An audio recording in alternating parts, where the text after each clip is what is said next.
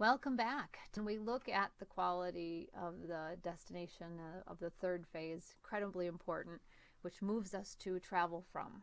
They're finished their experience with us. We know, though, that it's not over.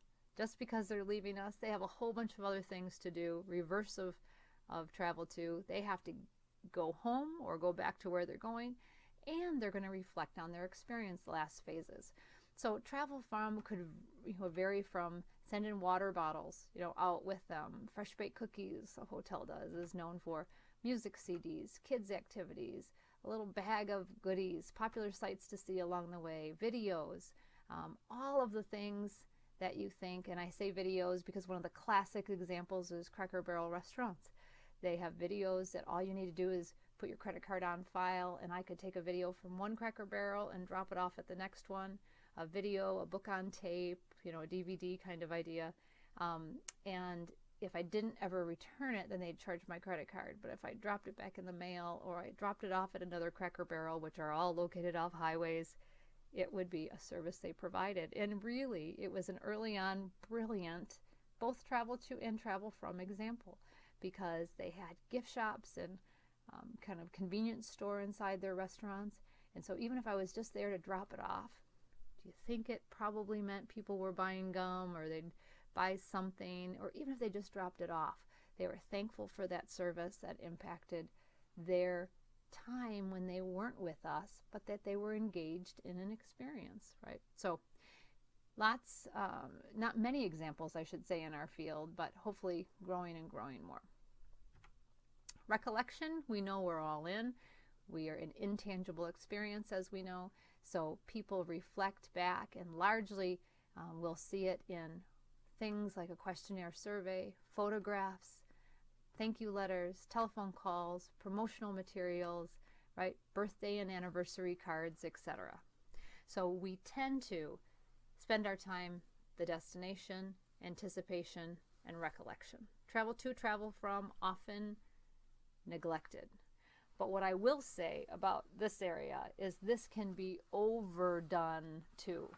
So I always bring with me my birthday cards for the year because it's a common recollection. People want to get you to think about them, and these are my last year's birthday cards. And I did get a couple real ones from people, which are happening less and less in our lives, aren't they? Everything's doing different things. But I got a whole bunch of mail for my birthday. But you'll notice, I got a DSW card for $5 off, so they're using it as an opportunity to send coupons. I got a, Kohl's happy birthday to you with some type of offer. I don't think I used it. Wait, I should look. Oh, $10 gift that I ended up never using, I see. But they're, the same kind of idea. So very merchandise oriented, but even coupons or notes from providers. So if you're going to do some type of activity to address any of these 5 phases, I'd be knowing what my competition is doing, and I'd be thinking about doing it differently. This is now an oversaturated technique by retailers and others, because what do they think? Nobody else is sending me a birthday card? I say, if anything, send me a half birthday card, because nobody sends me an email on that day with a nice offer and a nice thought like, hey, happy half birthday. I don't know whoever started the half birthday thing, but my kids certainly celebrate them at school, so it's pretty funny. But why do it like everybody else? So even with the other, kinds of ideas, we don't even necessarily can't make money on these things. We've seen the cruise line industry make lots and lots of money on photographs. But the better part of that was, not only was it a revenue stream, is people put those pictures in frames and on their fridge after that cruise experience, and they thought about that experience over and over again. And if it was a really great experience, then that was good news. They were thinking about that in a positive way.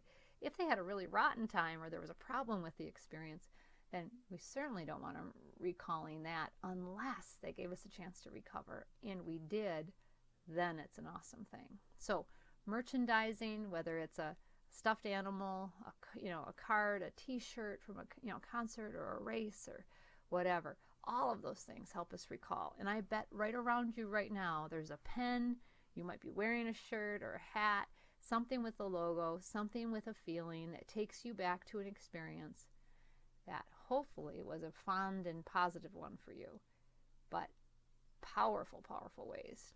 Revenue streams, but more memory recallers, that kind of idea. So those 5 phases, as we think about it, I'd want you to address it for your organization now, and certainly when we write a marketing plan in this class.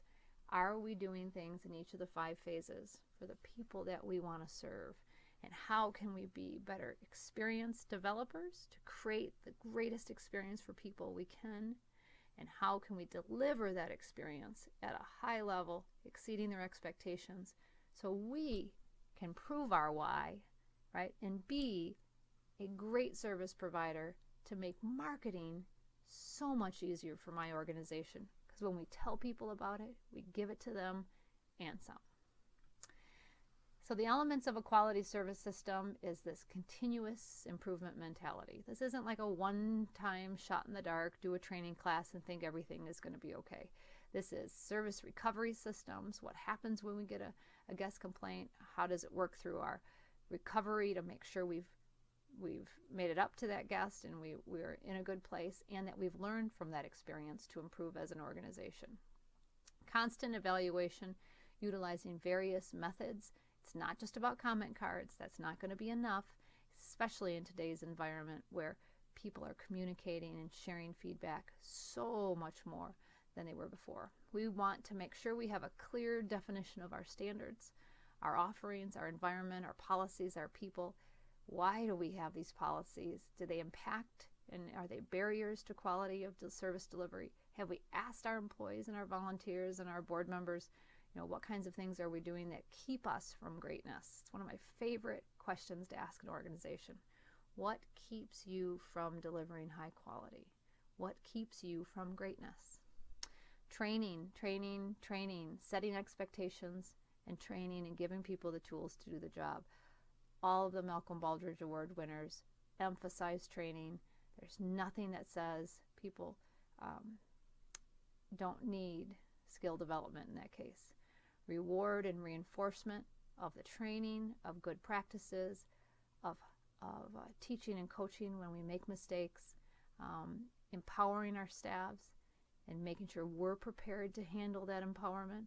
A couple of the reasons empowerment fails are supervisors aren't ready to let go of that or punish staff the minute they make a decision that maybe wasn't the perfect decision. If you want to squelch empowerment in an organization quicker than anything, then you slap the hand of an employee who actually empowered, made a decision on behalf of guest service, and then you tell them it was wrong. No one will make a decision on behalf of guest service.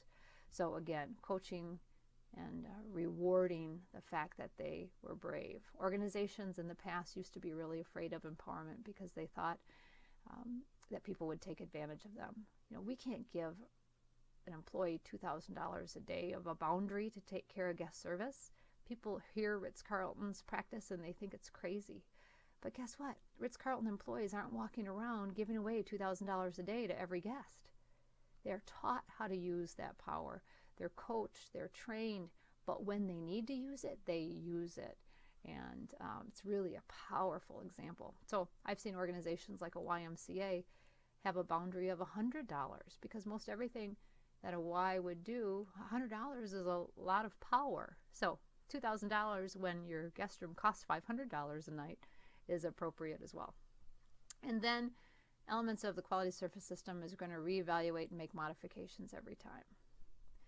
Constant evaluation, here's a quick example of measurement on a regular basis of what kind of feedback systems are we at, do we have on this left column, online comment cards, letters and emails, who's responsible for the data, how do we process it, how are we going to learn from it, right?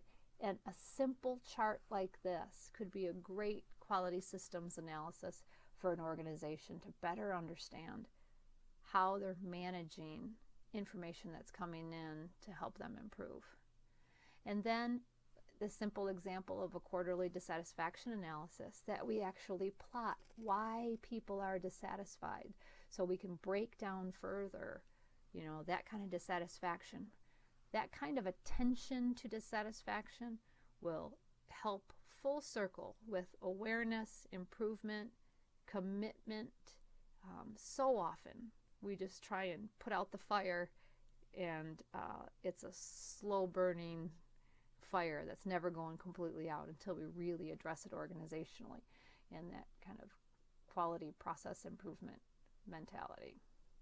So what we've, I know, spent a long time on, and I apologize, but I really don't apologize. I can't say enough about the 5 phases of an experience and how we have tremendous opportunity to be better service providers and better experience creators in chapters 2 and 3 to allow us to really create a great experience for people that we can go out and communicate and have a return for that investment.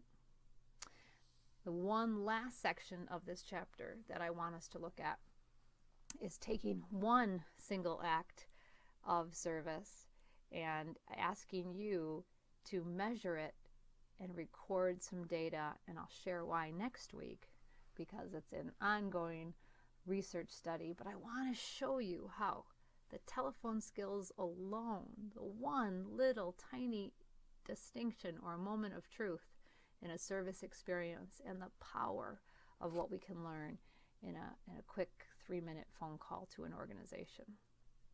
So what I'd like you to do is first think about being a mystery shopper. Your task for next week in the assignments is to think about mystery shopping, and you can see here that we're going to act as real customers, and we're going to observe the service on the telephone that's being conducted. Again, a 3-minute phone call to an HTM organization of your choice, and I want you to report on several things.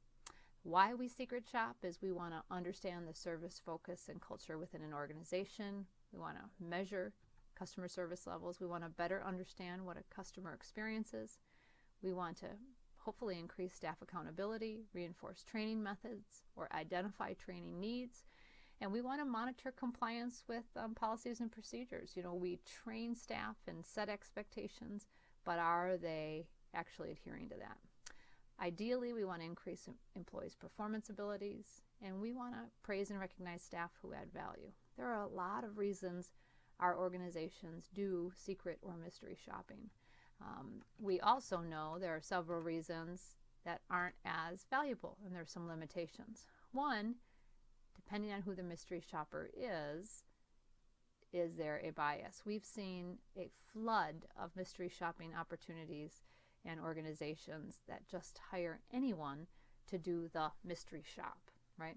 And so we know that there's potential bias on who it is that's doing the mystery shopping. Is it even a customer of the organization, or someone who looks or acts, has similar needs to the customer, as an example? Organizations that use this data in isolation without doing what we said earlier, and that's multiple ways of gathering information, that is an incredible limitation as well. This might be a single isolated look at an organization or several single looks that could be very detrimental to be making changes based on this isolated view. Mystery shopping doesn't address expectations of visitors, and we just said that the key is not only understanding the service level, but what they expected. So we know there are some limitations to mystery shopping, but it also has some great benefits. And then, depending on reliability and validity of how questions are asked or statements are made. And traditionally, historically, it's been more qualitative, open-ended questions about the experience. More and more, it's become a combination of quantitative, numbers, check marks, boxes, etc. So we're going to do a combination of both. So it's very common for organizations. Again, there's lots of examples, hundreds, thousands of examples, and hundreds of mystery shopping organizations that look at and measure organizational objectives and expectations, position responsibilities, training standards, and personnel. It's kind of a 4-pronged overall, kind of look.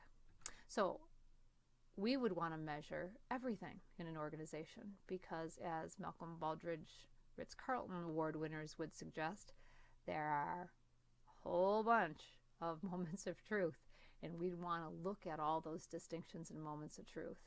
We're going to look at, again, that one moment of truth, and that's the telephone call. So your task is to pick that HTM organization, to call them on the phone, and I want you to fill out, and it's attached to our Blackboard site, this form. I then want you to take the data from the form and put it into a link so I can consolidate everybody's answers together and we can make some comparisons for next week. So call the site. I want you to record what kind of site it was, what part of our organization or our industry, I should say, number of rings.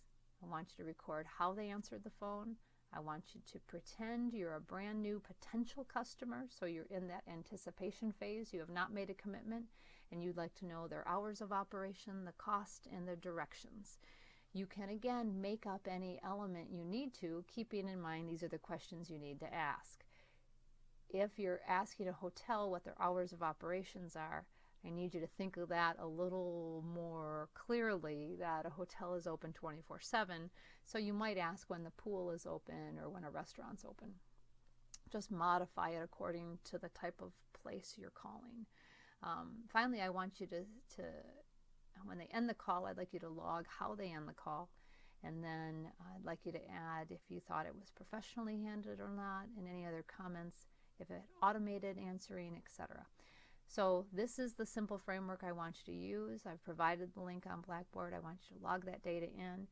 You can have it all done by next week, and then we can talk about it the week after. So having said all that, chapters 2 and 3, critically important to marketing.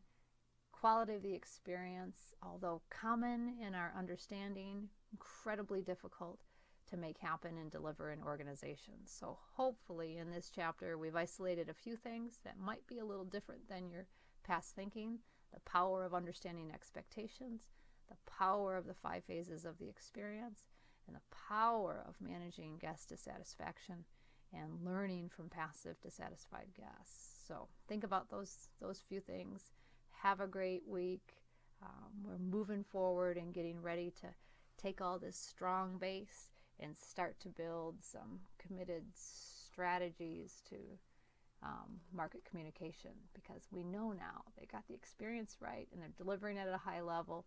We're ready to go. So have a great week.